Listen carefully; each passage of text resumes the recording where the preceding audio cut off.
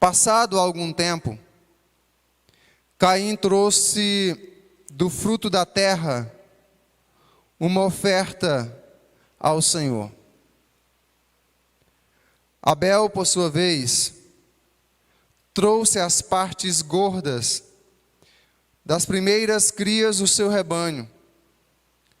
O Senhor aceitou com agrado a Abel e sua oferta, mas não aceitou Caim e sua oferta. Por isso Caim se enfureceu e o seu rosto se transtornou. O Senhor disse a Caim: por que você está furioso? Por que se transtornou o seu rosto? Se você fizer o bem, não será aceito? Mas se não o fizer, saiba que o pecado o ameaça à porta. Ele deseja conquistá-lo, mas você deve dominá-lo. Disse, porém, Caim a seu irmão Abel: vamos para o campo. Quando estavam lá, Caim atacou seu irmão Abel e o matou. Então o Senhor perguntou a Caim: onde está seu irmão Abel? Respondeu ele: não sei. Sou eu o responsável por meu irmão?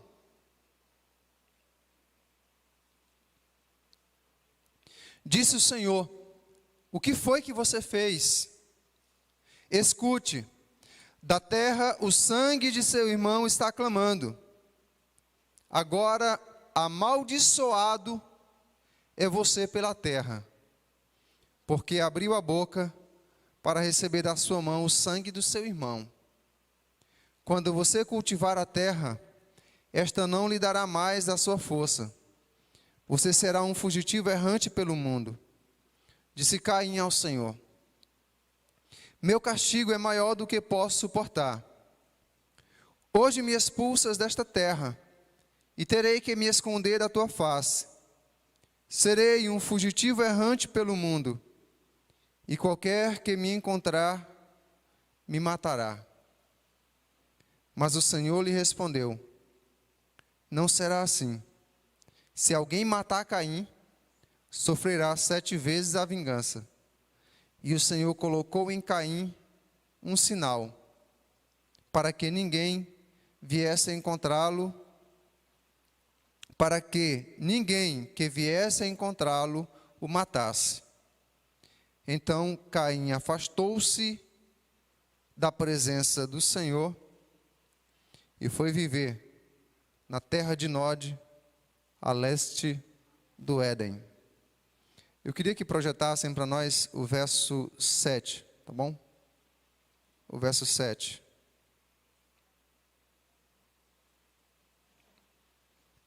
Queria que os irmãos lessem, todos em uma só voz. Vamos lá, o verso 7.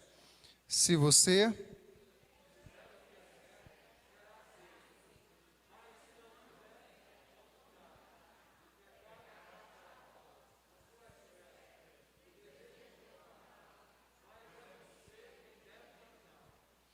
O pecado está à porta, à sua espera, e deseja controlá-lo, mas é você quem deve dominá-lo. Então o tema que nós vamos estar ministrando nessa noite é: feche a porta para o pecado. Feche a porta para o pecado. E esse tema geral, né, ele nos fornece também a lição principal desta passagem bíblica. Porque a advertência ali, a exortação do Senhor a Caim, pode ser entendida desta forma: Caim, feche a porta para o pecado. Ele está batendo muito forte. E por que devemos atentar, então, cuidadosamente para esta lição e advertência. Nós vamos estar abordando 3 pontos aqui para o nosso ensino, para o nosso crescimento espiritual. Eu acredito que existem muitas outras razões pelas quais nós devemos atentar de forma muito cuidadosa para esta exortação, para esta advertência. Mas, pastor, por que nós devemos fechar a porta para o pecado? Número 1, em primeiro lugar, devemos fechar a porta para o pecado, porque o pecado ofende a Deus. E esta é uma afirmação que eu já proclamei inúmeras vezes, já falei muitas vezes, já anunciei, já compartilhei. O pecado, o meu pecado, o seu pecado, ofende a Deus. Davi, ele sabia que todo pecado, em sua essência, é contra Deus. Por isso, ele afirmou em confissão. Se você acompanhar comigo, Salmos 51, os versos 3 e 4. Pois eu mesmo reconheço as minhas transgressões e o meu pecado sempre me persegue. Agora, olha o que ele diz no verso 4. Contra ti, só contra ti, pequei e fiz o que tu reprovas, de modo que justa é a tua sentença e tens razão em condenar-me. Pastor, por que todo pecado ofende a Deus? Por que o nosso pecado ofende a Deus? Porque todo pecado, em sua essência, é contra Deus. Em sua confissão, Davi, ele é enfático ao dizer, contra ti, aí só contra ti, pequei. E fiz o que tu reprovas. E eu pergunto para os irmãos, a qual pecado Davi estava se referindo?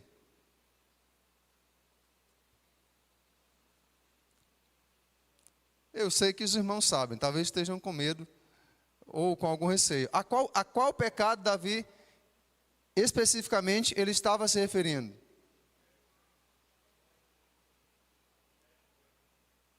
Ao pecado de adultério, mas só isso? Na verdade, Davi não somente havia cometido o pecado de adultério, mas ele havia planejado a morte de um soldado amigo, fiel e leal a ele.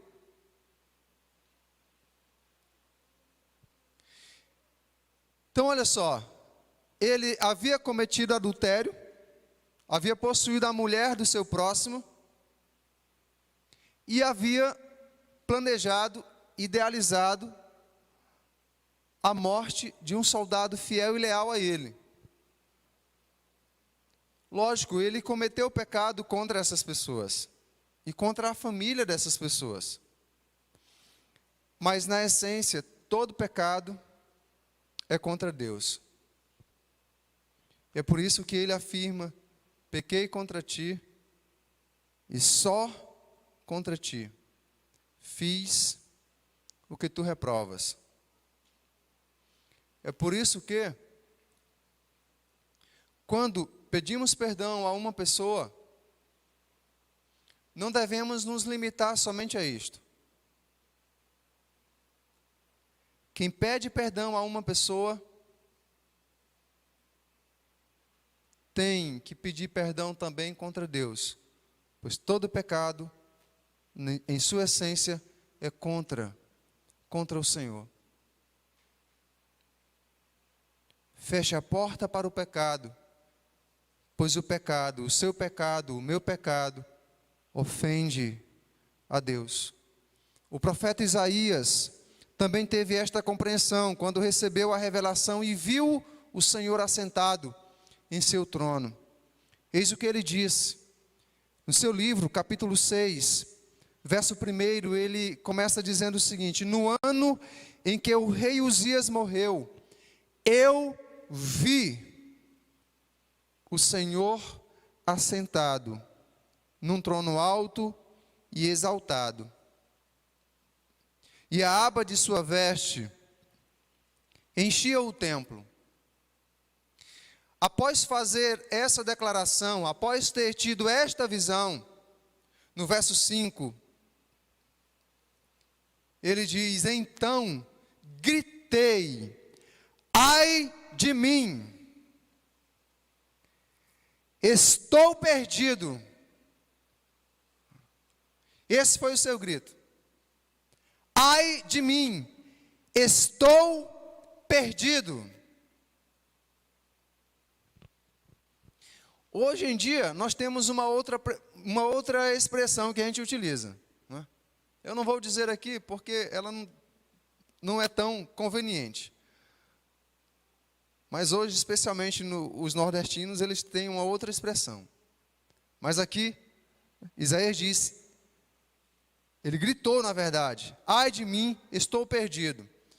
E por que estou perdido? Aí ele explica, na continuação do versículo: pois sou um homem de impuros lábios, ou de lábios impuros, e vivo no meio de um povo de lábios impuros.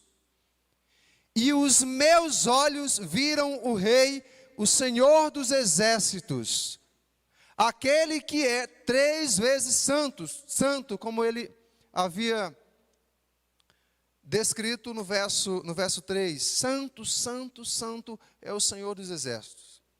Isaías reconheceu que o seu pecado ofendia ao Deus que é infinitamente santo. Por isso ele grita desesperado.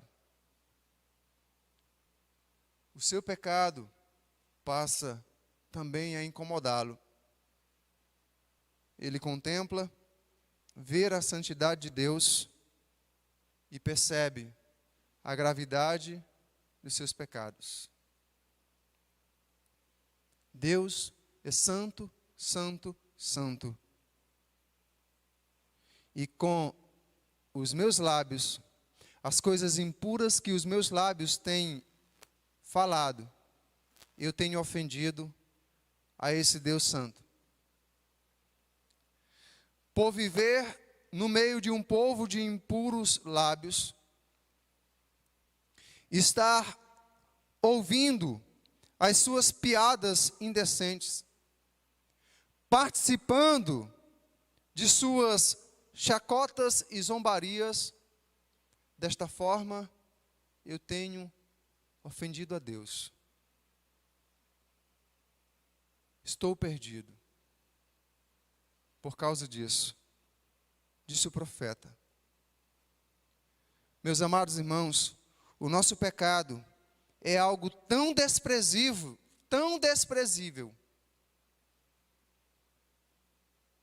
reafirmo, o nosso pecado é algo tão desprezível, a ponto de o Deus que era amor vir a odiá-lo.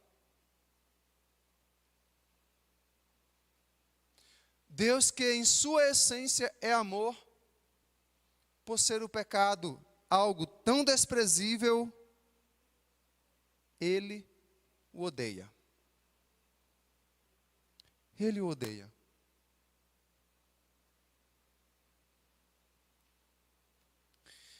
De forma natural, somente as coisas terrivelmente ruins, as coisas realmente desprezíveis, é que devem ser odiadas. Geralmente, se ama as coisas boas, as coisas maravilhosas. Deus odeia o pecado, porque o pecado é desprezível. De alguma forma, que a nossa mente talvez não compreenda em sua totalidade, o meu pecado, o seu pecado, o nosso pecado, causa algo ruim em Deus.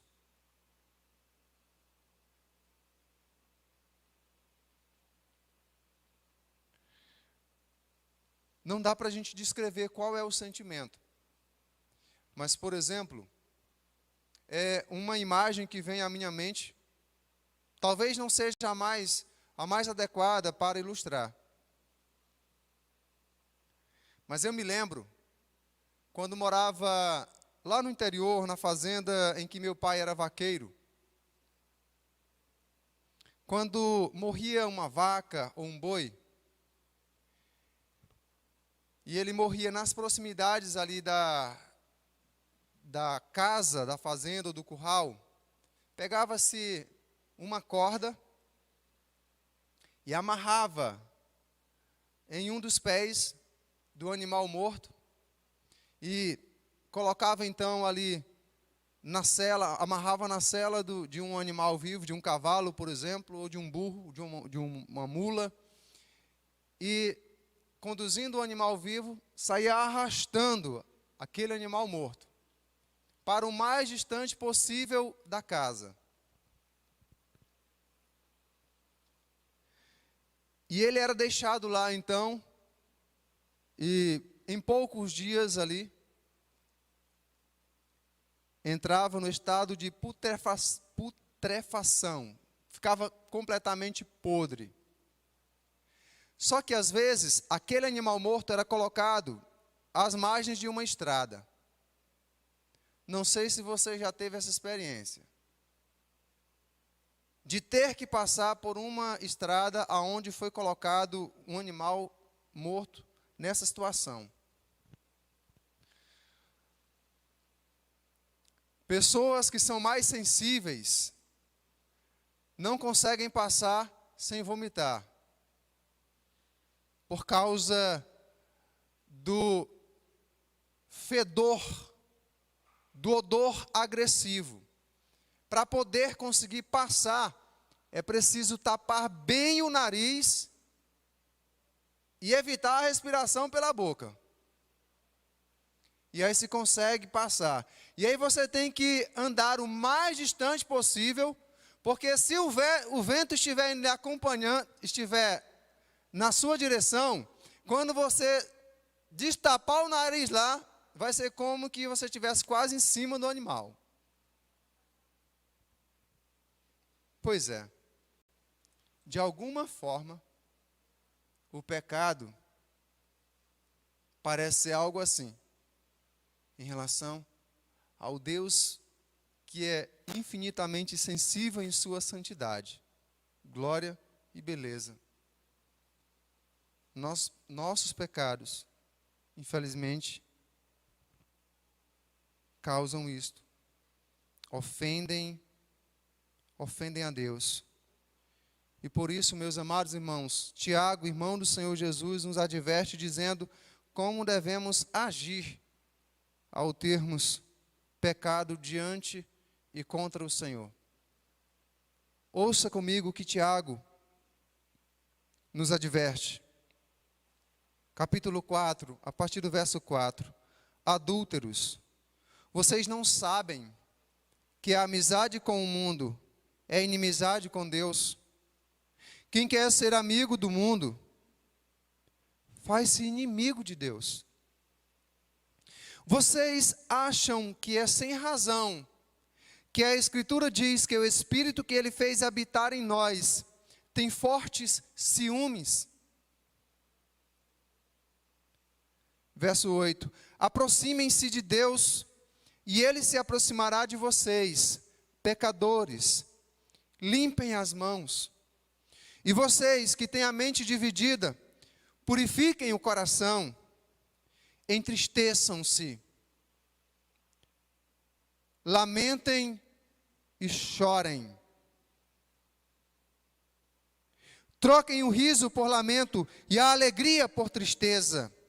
Humilhem-se diante do Senhor e Ele os exaltará.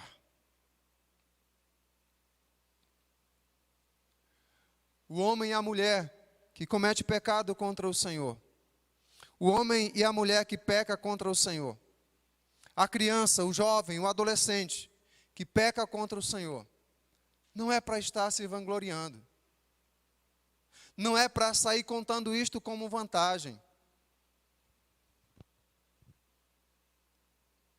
O jovem que vai com sua namorada para um motel, não é para sair contando isso como vantagem.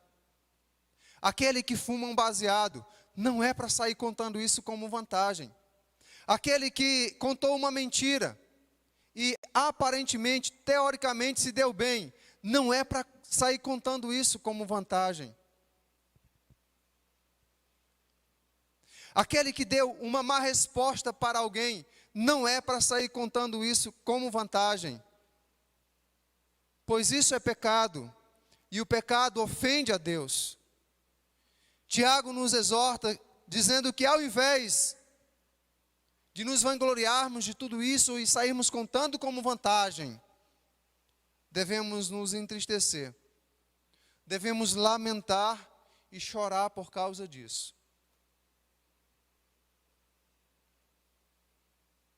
Para todos que estão aqui, começando pelos que estão na mesa aqui, até todos que estão lá embaixo, os que estão em casa também.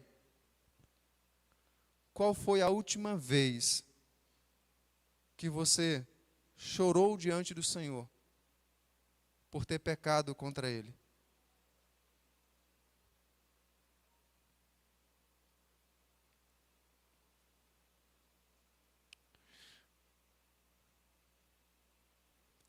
Quando foi que você realmente se entristeceu e lamentou profundamente, ajoelhado diante do Senhor, por ter pecado contra Ele?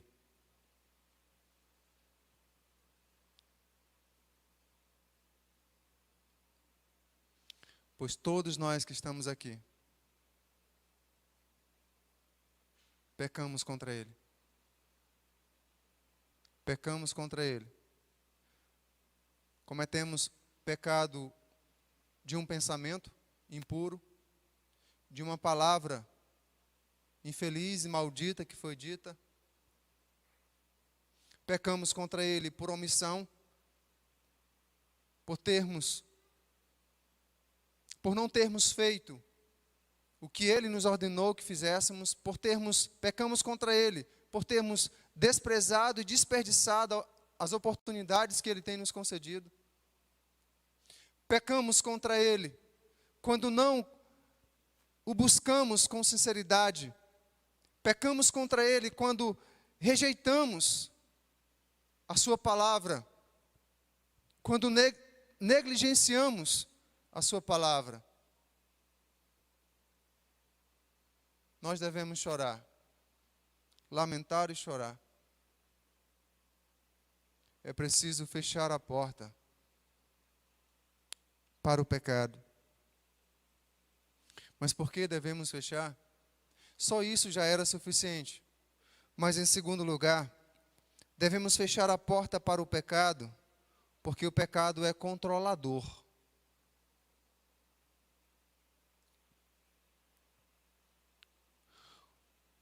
O pecado é controlador, é dominador. Volte comigo ao texto que lemos.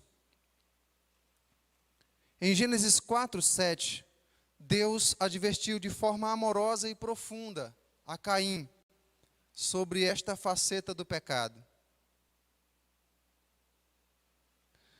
Deus disse para ele: se você não fizer o que é certo, o pecado está à porta, à sua espera, e o desejo dele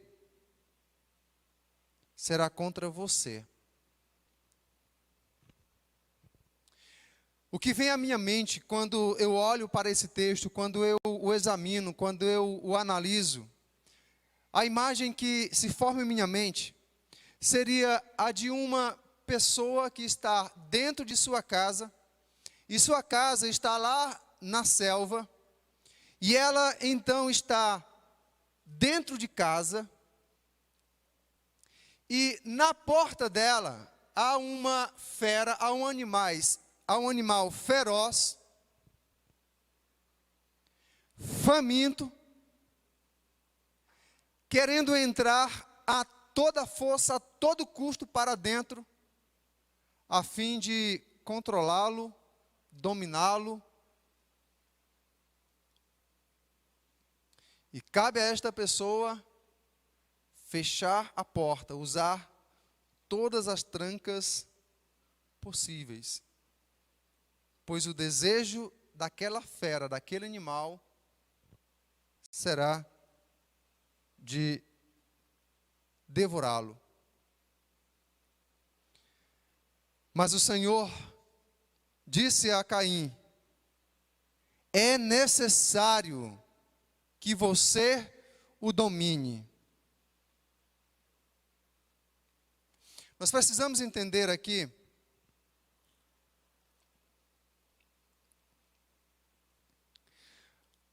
naquele momento, qual era o pecado feroz que estava no coração de Caim?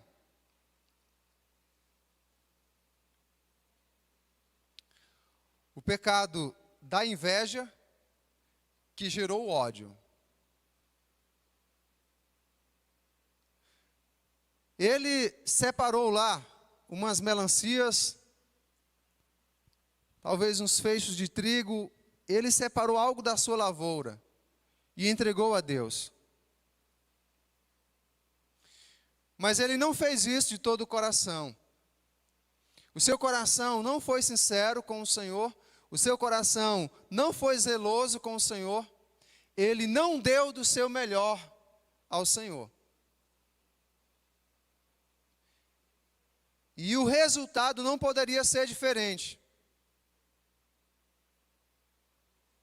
Qualquer homem, qualquer mulher, qualquer crente nesse mundo, qualquer cristão, que não ofereça o seu melhor para o Senhor, será sempre rejeitado. Não será aceito.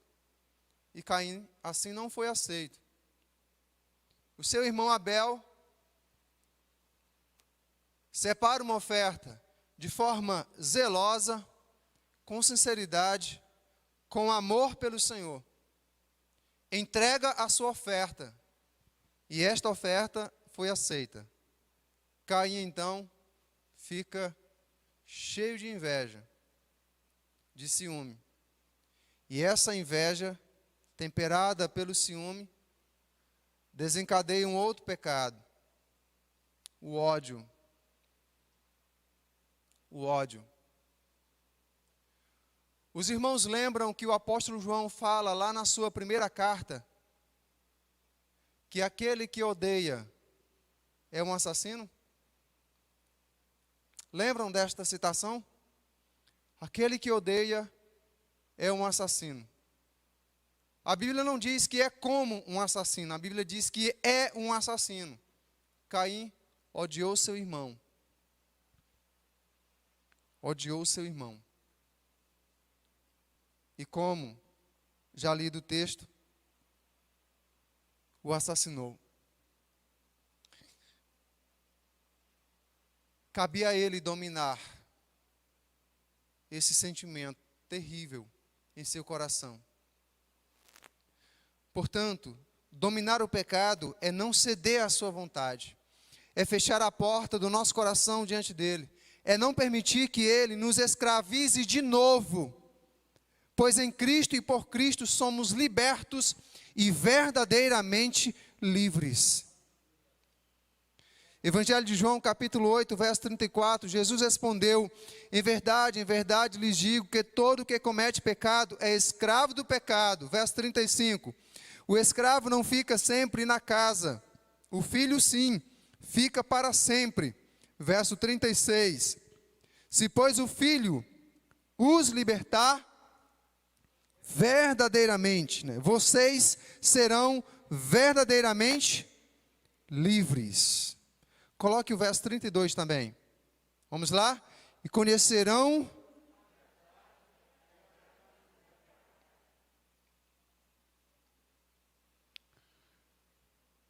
espero em Cristo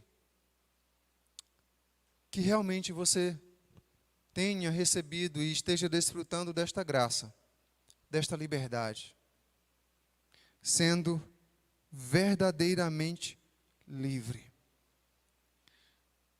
Desta forma, não podemos permitir que o pecado nos escravize de novo. Paulo, em sua carta aos Colossenses, no capítulo 1, a partir do verso 10, diz: dessa maneira, poderão viver de modo digno do Senhor, sendo verdadeiramente livres. Dessa maneira, poderão viver de modo digno do Senhor, para o seu inteiro agrado, frutificando em toda boa obra e crescendo no conhecimento de Deus. Assim, vocês serão fortalecidos com todo o poder, segundo a força da sua glória, e em toda a perseverança e paciência, com alegria, dando graças ao Pai, que os capacitou a participar da herança dos santos na luz. Verso 13, vamos juntos? Ele nos libertou do poder das trevas,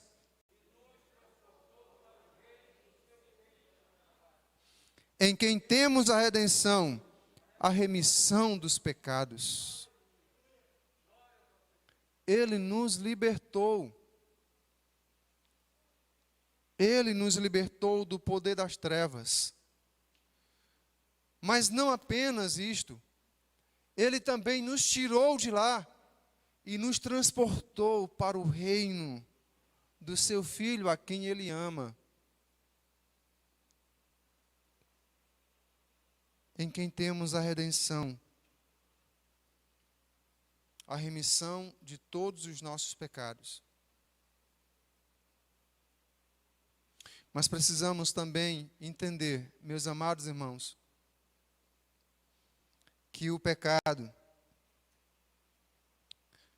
não apenas ofende a Deus, se é que podemos usar esta palavra apenas. O pecado não somente é controlador e dominador, o pecado também é destruidor e mortal. Todo cristão verdadeiro, todo crente verdadeiro, sabe que todos os males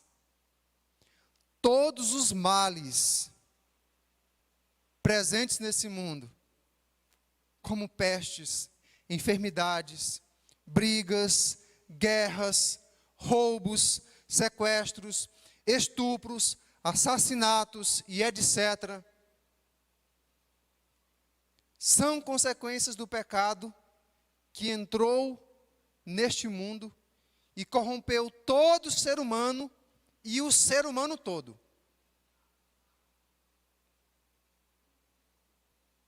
Todo cristão verdadeiro, todo crente verdadeiro sabe disso.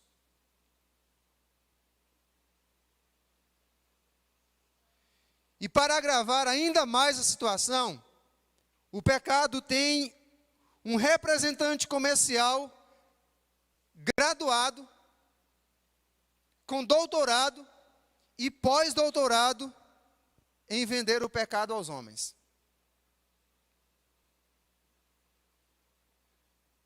Se não bastasse o pecado ser destruidor e mortal, ele ainda tem um representante comercial, graduado, com doutorado e com pós-doutorado em comercializar o pecado, em vender o pecado aos homens. O seu nome é Satanás ou o Diabo, e tem vários outros apelidos. A narrativa bíblica que nós lemos em Gênesis capítulo 4 tem um triste desfecho por causa disto. Por ser o pecado destruidor e mortal. Uma vida preciosa foi ceifada. A vida de um adorador fiel, de um servo fiel a Deus, de alguém que amava o Senhor de todo o coração.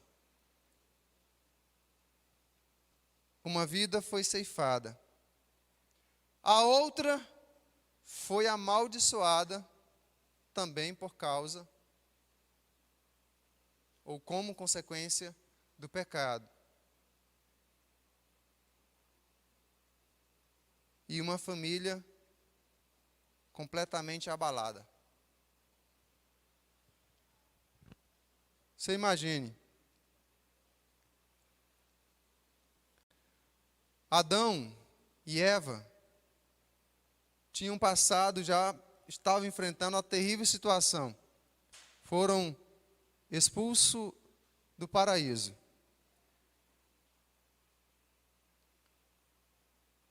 Haviam perdido a comunhão com Deus.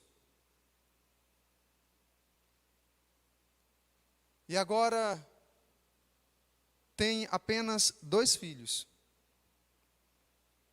Apenas 2 filhos. E um deles assassina o outro de forma cruel, de forma terrível. Como ficou o coração daquele pai, e especialmente como ficou o coração de Eva? Uma família completamente abalada. Meus amados irmãos, o pecado não é algo para brincar. Seu poder é altamente destrutivo e mortal. Ele destrói vidas, casamentos, famílias e até nações. Por que choveu fogo e enxofre sobre Sodoma e Gomorra?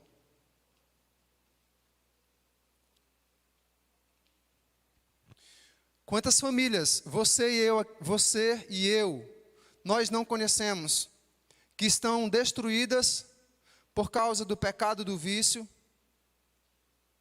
E não precisa ser todos os membros viciados.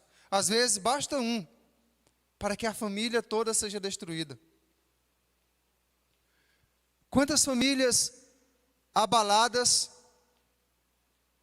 porque um dos filhos ou uma das filhas seguiu o caminho da prostituição. Um dos filhos anda caído pelas calçadas, embriagado, nas mesas, jogado nas mesas dos bares.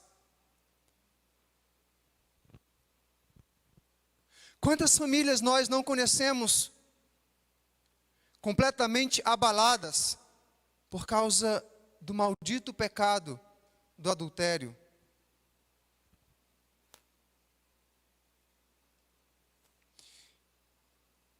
E aí você pode, talvez, pensar, lamentavelmente, mas pastor, o meu pecado é apenas um pecadinho. Pegue a sua Bíblia e faça um desafio. Leia ela toda, de Gênesis até Apocalipse, e encontre a palavra pecadinho. E eu nunca mais virei aqui diante dos irmãos.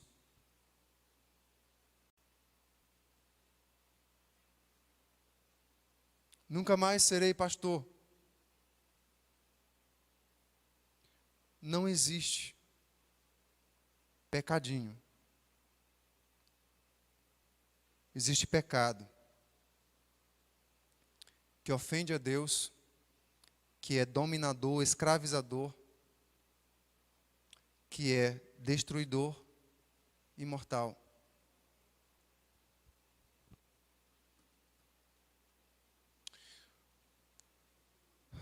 Eu sei que o tempo aqui já está bem avançado, mas nós estamos já concluindo, este é o último ponto.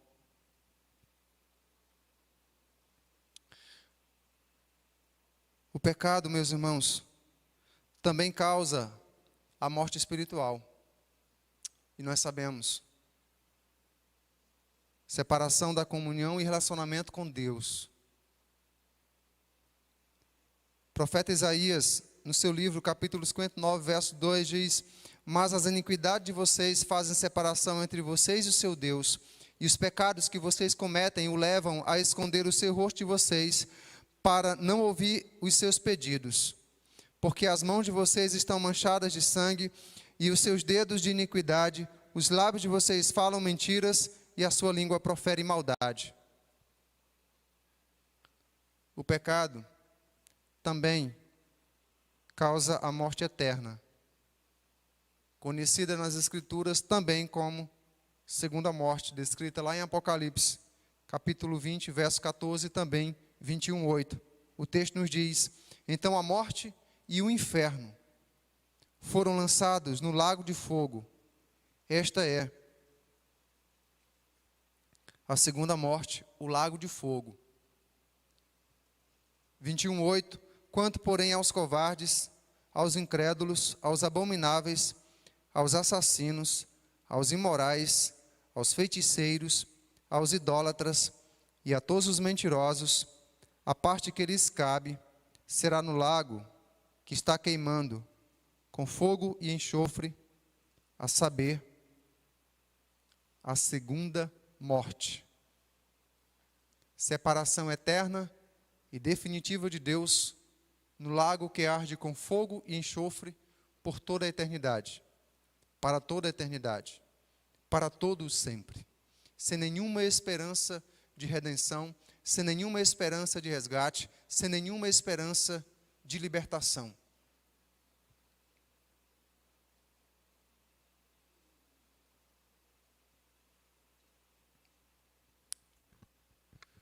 Nós estamos vivendo em um mundo completamente imoral, completamente depravado, em um mundo que odeia a santidade, em um mundo que zomba da pureza. Quer só ver? Deixa uma moça revelar lá na escola dela que ela é virgem,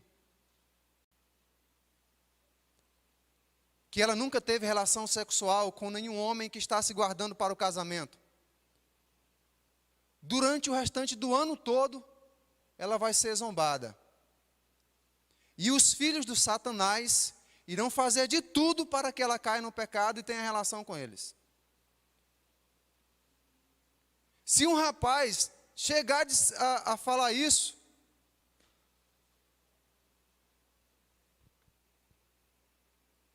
é um mundo depravado, imoral,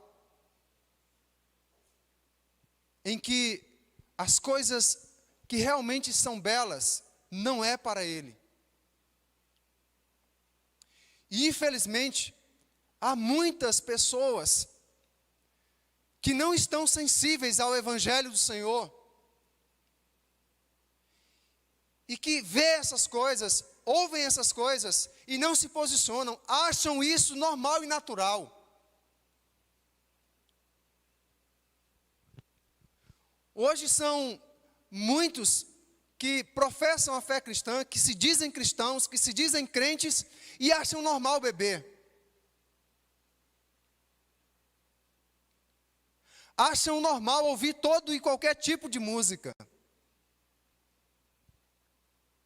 Acham normal assistir todo e qualquer tipo de série, de filme, independentemente do seu conteúdo, se tem pornografia ou não.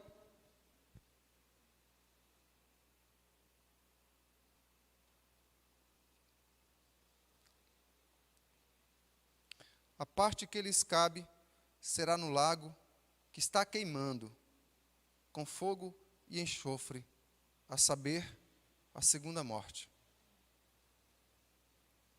Que você e eu possamos nos levantar diante dessas coisas e não ficarmos calados. Há um ditado que quem cala consente. Alguém disse uma coisa, está errada, disse na sua presença, está errado. Repreenda à luz da palavra de Deus, se você tiver autoridade. Se não tiver, também com a vida toda desconcertada, porque a palavra de Deus nos diz lá em Gálatas que antes de exortarmos com amor e sabedoria, devemos primeiro nos examinar, para saber se não estamos na mesma situação. Não dá para repreender um mentiroso se nós praticamos a mentira. Não dá para repreender uma pessoa que está vendo pornografia se nós também vemos. E por aí vai. Mas se estamos com a nossa vida alinhada com o Senhor, em aliança com o Senhor, então não podemos ficar calados diante dessas coisas. Não podemos. Quero convidar os irmãos a colocarem-se em pé, nós vamos estar concluindo. E quero citar então as palavras do Senhor, ditas pelo apóstolo Paulo, em sua carta aos Romanos.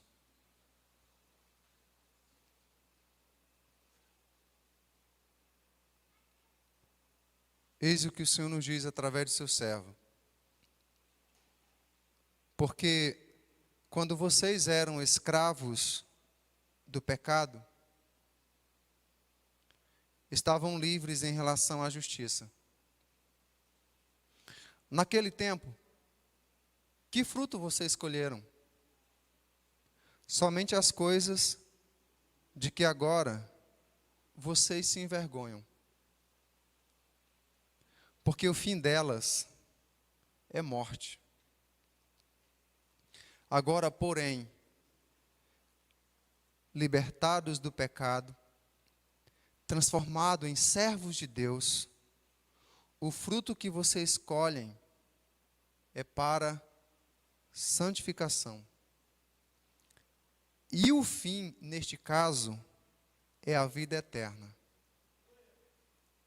Porque o salário do pecado é a morte. Mas, todavia, no entanto, porém, o dom gratuito de Deus é a vida eterna em Cristo Jesus, nosso Senhor. A vida eterna em Cristo Jesus, nosso Senhor. Vamos orar mais uma vez ao nosso Deus e Pai. Senhor, Santo, Santo é o Teu nome. Obrigado, Pai querido, por Tua palavra, que muito fala conosco. Nós aqui, muitas vezes, somos surdos ou então estamos com os ouvidos cheios da cera gerada pelo pecado. Que o Teu Espírito Santo remova toda esta cera. Que o sangue de Jesus nos purifique novamente. Que diariamente estejamos sendo purificados pelo sangue do Senhor. Que o Senhor gere um amor real e verdadeiro pelas coisas santas. Que nós venhamos a provar as coisas que são excelentes. Que nós venhamos amar e desejar as coisas que o Senhor ama e deseja. Pai, mais uma vez eu oro pela Tua igreja. Através da Tua graça, da Tua bondade, eu tenho tido o privilégio de interceder por Teus filhos. Praticamente todos os dias, o Senhor tem me dado esta graça de orar por suas vidas e pedir que o Senhor os guarde, que o Senhor os proteja, mas acima de tudo que o Senhor esteja avivando a fé de cada um, o amor, o interesse pelo Senhor, pelo Teu reino, pela Tua obra. Pai, desperta esta igreja e também as outras igrejas desta cidade, para que perseveremos na oração, para que perseveremos na leitura da Tua palavra, e ao lermos Tua palavra, fale conosco, rasgue, quebre o nosso coração, e nos coloque humilhados aos Teus pés, chorando, clamando, lamentando pelos nossos pecados, implorando o perdão de Deus, dizendo assim como aquele, Senhor, aquele homem, aquele samaritano, que foi diante do Senhor, mas não tinha nem coragem de levantar a sua cabeça diante do Senhor e batia no seu peito e dizia: Deus, perdoa-me, miserável, desgraçado pecador. Que nós aprendamos a orar assim. Que não, Senhor, não permita que nós venhamos a nos sentirmos confortáveis, a acharmos que estamos uma maravilha, a acharmos que tudo está bem.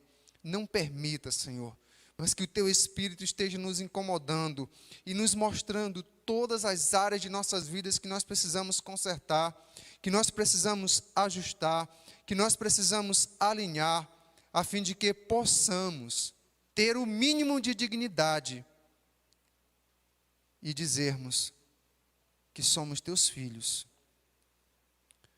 que somos crentes, que somos cristãos, que somos e fomos separados desse mundo para Deus, para o Senhor. Abençoe, ó Deus, todas as famílias que estão representadas aqui e as que estão em casa também. Tenha misericórdia de tantas vidas e tantas famílias que lamentavelmente fizeram uma escolha terrível. Escolheram não vigiar e permitiram que a indolência, permitiram que a ociosidade, permitiram que a comodidade as afastassem do Senhor nesse tempo de pandemia. E estão muito distantes do Senhor, estão distantes da Tua palavra, estão distantes de uma vida de oração. Nós oramos por estas famílias, intercedemos por elas.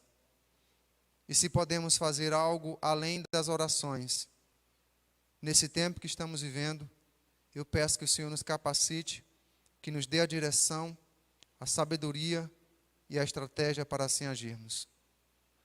Nós louvamos ao Senhor e pela fé agradecemos, em nome do Senhor Jesus. Amém. Aleluia, louvado seja o nome do Senhor. Rapidamente, irmãos, você pode assentar, são 9h. Aqui em menos de 3 minutos a gente só passa alguns avisos.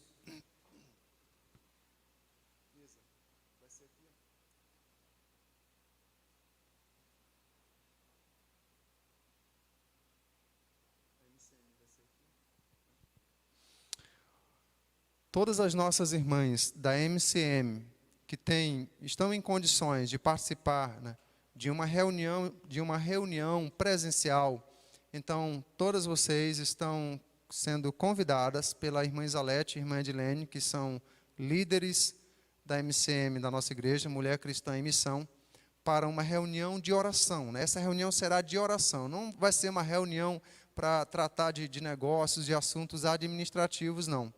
Vai ser uma reunião de oração para abrirem o coração umas com as outras e orarem umas pelas outras. Vai ter um momento muito especial, vai acontecer aqui nessa área que nós temos do nosso templo. Então, será amanhã às 19h30. O convite já foi feito no grupo de WhatsApp, estou apenas reforçando.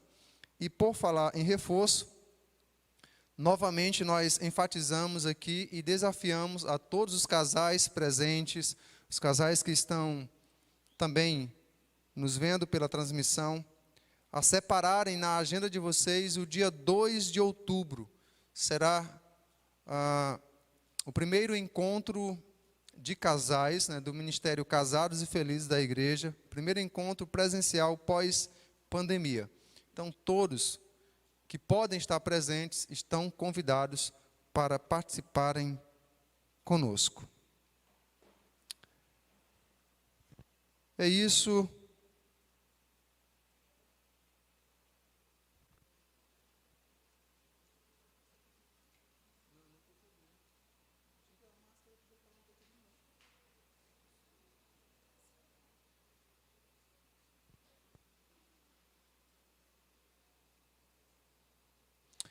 Ok, uma informação, né, repassada aqui pelos líderes, né, dos embaixadores do rei, irmão Jean, irmão Jânio, e tem outros coordenadores aí. A reunião dos embaixadores do rei, né, nossos meninos aí de 8 até 16 anos, não, de 9, né, de 9 a 16 anos, a reunião acontecerá no sábado às 15h. Né? Antes, nós estávamos anunciando às 15h30. Corrigindo, será às 15h. Então, envie o seu filho para participar desse momento, onde serão instruídos a andar no caminho do Senhor. E as mensageiras do rei, as nossas meninas aí de 9 a 16 anos, é às 16 horas, né? Às 16 horas, às 4 horas da tarde, reunião presencial, né? Se seu filho e sua filha pode estar presente, não tem nenhuma complicação aí de saúde, então faça isso para que sejam instruídos, né, a andarem no caminho do Senhor. É isso, nossos jovens e adolescentes, sábado às 19 horas, coloque isso no seu coração, é tempo de buscar ao Senhor, busque ao Senhor nos dias da sua mocidade, antes que venham os maus dias, né? Vamos buscar ao Senhor. Então, todos estão convidados e assim desafiados.